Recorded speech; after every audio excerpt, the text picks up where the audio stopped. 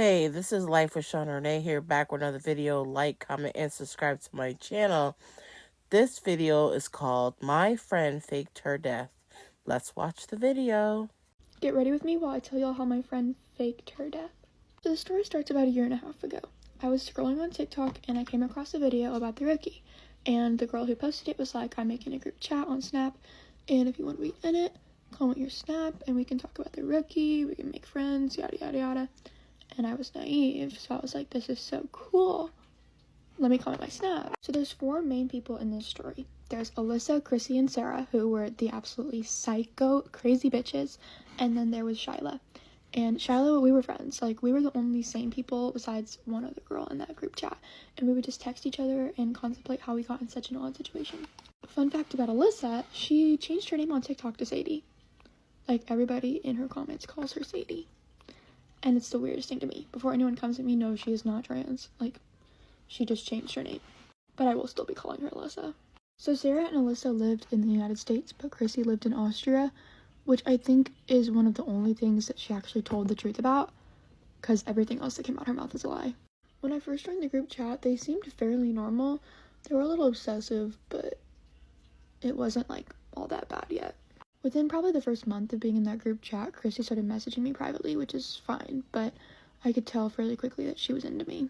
I didn't say anything at first because it seemed like an innocent crush, but then I found out from some of the other girls that she was messaging them about me and saying inappropriate, disgusting things. So I shut that down real fast, like real fast. Didn't stop her though. No. It was around the time that I found out she had been saying those things that I also found out that she was having thoughts and had tried before, because she told me. And after that point, she became entirely dependent on me. She would tell me things like if I wasn't there to respond to her, or if I ever tried to leave her, that she would herself. This was obviously not good for my mental health. I was like, what do I do? Because she would tell me that if I ever tried to block her or stop talking to her, that she would herself.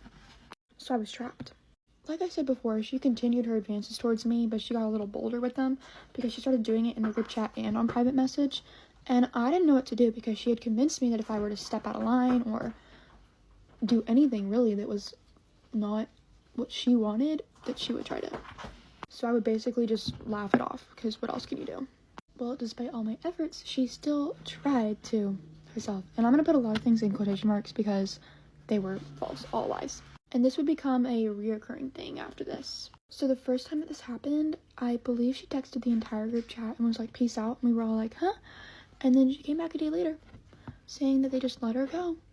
And I was like, is anybody else questioning this? I'm not gonna say anything, but this is weird. But her story was that her mom had found her after she had, and took her to the hospital, and they had to do surgery because of damages that she had done. And that they just sent her home. And I was like, okay, this is odd, but maybe that's just their medical system. I don't know how it is there, so I'm not gonna say anything. So I don't know what to do at this point, because she comes straight back to me and she's continuing to gaslight. And I'm like, well, she's proven that she'll do it, or so I think. So I don't know what to do. And she had convinced me that if I were to stop talking to her or yada yada yada, that it would be my fault that she tried to. Okay, I'm done getting ready and I have to go somewhere, but I will finish the story when I get back. Okay, picking up where I left off, I'm going to shift over to the other girls for a minute. So while this was all going on with Chrissy, things were getting weird in the group chat as well, because while it was supposed to be a group chat for the rookie, it just turned into a group chat where they would constantly fish for compliments. Like, they'd go on there and be like, I'm so fat, I'm so ugly, like, and the girls were like, no, like, you're not. And it was every day, constantly. They were just constantly spewing negativity, and it's all they knew how to talk about. I didn't fall for their little schemes. I would just read the messages and not respond, and that would obviously piss them off, but like, I don't care. So this continued to go on and on and on and on until I finally had enough one day. But let me tell you why I had enough. So Alyssa texts the group chat and she goes, guys, guess what? And everyone's like, what? And she goes, I found Blank's address. Now, Blank is an actress on The Rookie, but I'm not going to say who, because on the off chance that she were to find this video, I don't want her to be freaked out. So I was like, pardon? Because who does that? Who does that? And she was like, if y'all want me to send it to you, like, I'll send it to you privately. And I was like, no. We're not gonna be sending it, period. Because that's weird. And she was like, well, I don't live there. I'm not gonna, like, go to her house or anything. I don't care if you live there or not. That is a personal piece of information that could risk her safety if you're spreading it. So let's not do that. And of course she got defensive and was like, well, I'm just sharing it between us, like, blah, blah, blah. I don't care. And it probably wasn't even the right address, but I don't care. The fact that you're going out of your way to find that, because she was explicitly like, I searched for hours and this and this. The fact that you're going out of your way to find that, you need help. Oh, but it gets so much worse. So I stopped engaging at this point because I'm not going to give them that attention. And I don't respond for a while. And then I open the group chat after probably like 30 minutes. And I'm just reading through the messages. And the conversation had shifted to them talking about how they would pay money to see that same actresses. And I was like, what? I'm sorry. Excuse me? Like, huh? And I'm reading through it, and oh, it makes me so mad. Like, I'm literally, like, I'm getting goosebumps because it makes me so mad. And they were just talking on and on about how much they would pay, and ugh, I can't even. I obviously respond to this, and I'm like, you need professional help. Genuinely. You're disgusting. And yet again, they're pissed off. Whatever. Don't care. But circling back to Chrissy, so over the course of time that we were friends, I think it was like 6-ish months, she had tried to so many times that I've lost count. But the one that really sticks out to me the most was it was her birthday. And obviously, she lives in Austria, I live in the US. Our time zones are very different. And I believe I was sleeping, but she had sent me a message, and it was like an entire paragraph, basically saying, peace out. And so I woke up and I read it, and I was like, has anybody heard from her? Like, and this is probably like the 3rd or 4th time this had happened now. So I'm like, has anybody heard from her? And they're like, no. And I'm like, okay. So a day goes by, and then we hear from her. And I'm like, what happened? And she tells us that she went to the woods. Like, she went in the woods by her house and tried to, she didn't tell us how, but she told us she went in the woods. But her mom found her. And it was 2 a.m, she said, that she went into the woods to do that. But her mom found her.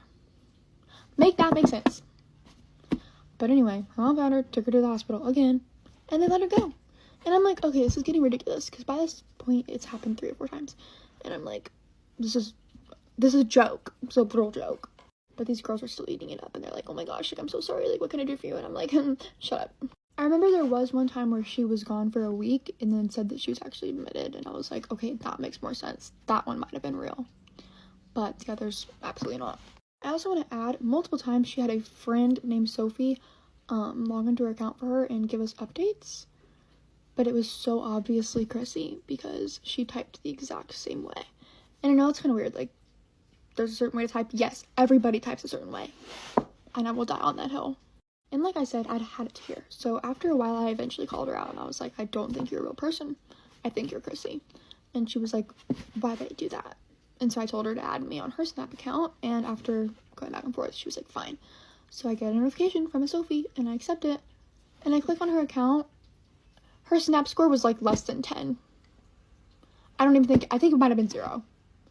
And I was like, if you're, at least be smart. Like, really? And I asked her, I was like, why is your Snap so low? And she was like, I just don't use Snap. Okay, girl. Because I'd started to call them out and question them, they got mean. And it really just confirmed it for me. But regardless, Chrissy was still messaging me, gaslighting me, harassing me, whatever. But for some reason, I don't know how it happened, her and Sarah started messaging more. And then within like a week, she backed off of me and they were dating. And I say dating because Sarah was 14 going on 15 and Chrissy was 18. That's a case. And neither of them had the mental capacity to be in a relationship. A case. And trust, they knew I thought it was weird. I didn't want to have to do this, but there's gonna have to be a part 2. And trust me, it gets so much worse. Negative friends is not the way to go. Sometimes I'm happy that you're able to ignore it and move on because that's not what you need in your life. But let's watch the rest of the video.